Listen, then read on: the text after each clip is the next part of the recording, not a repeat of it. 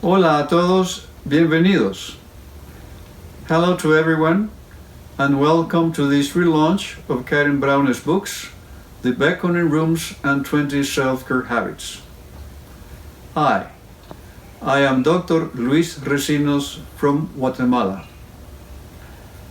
I first had the chance to meet Karin when she began her studies at Francisco Marroquín University, where I worked at the time.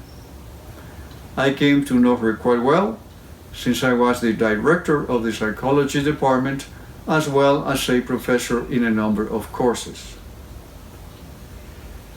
As it usually happens, when the students finish their studies, we, the professors, tend to lose track of their future personal and professional development. Also, we have no way of knowing the impact of our teachings upon their future failures and successes. So, I was very surprised when I received Karin's invitation to participate in this event.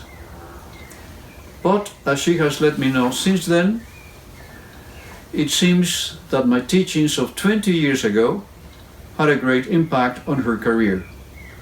Now, that is quite something. For an old professor like myself, that is a very remarkable thing to know. And I must say, a profoundly moving experience as well. I feel deeply honored by her invitation, and I humbly accept the accolade bestowed upon me.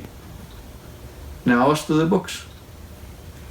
Right from the beginning, The Beckoning Rooms submerges us into the world of dreams, Jenna's dreams.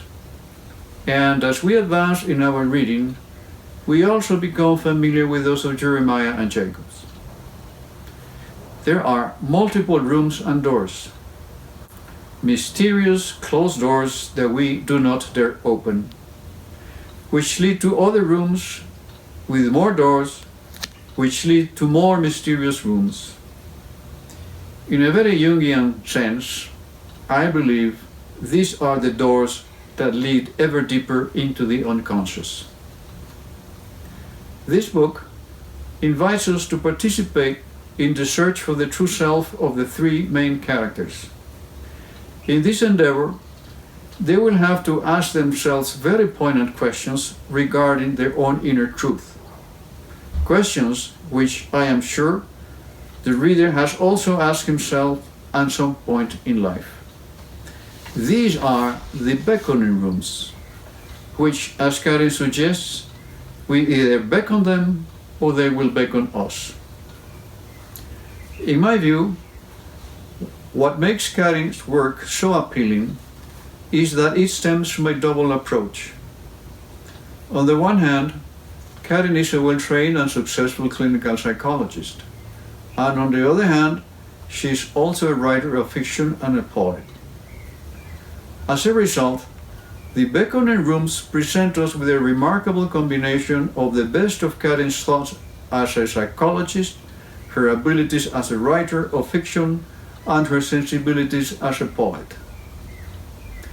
And then, of course, there is that other wonderful little book, 20 Self-Care Habits, full of very pertinent advice that will help the reader develop the skills necessary to protect his own needs, to set up the necessary boundaries between self and others, to trust their own feelings, to challenge negative thoughts, to enjoy solitude, and in general, to enjoy life.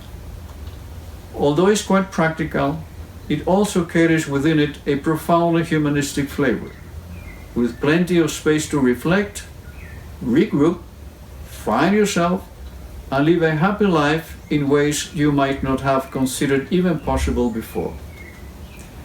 I have personally found it very useful for my work with my own patients. I heartily recommend it.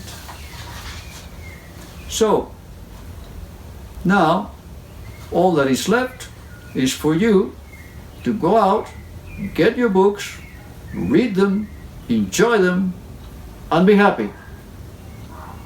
Goodbye. Adios.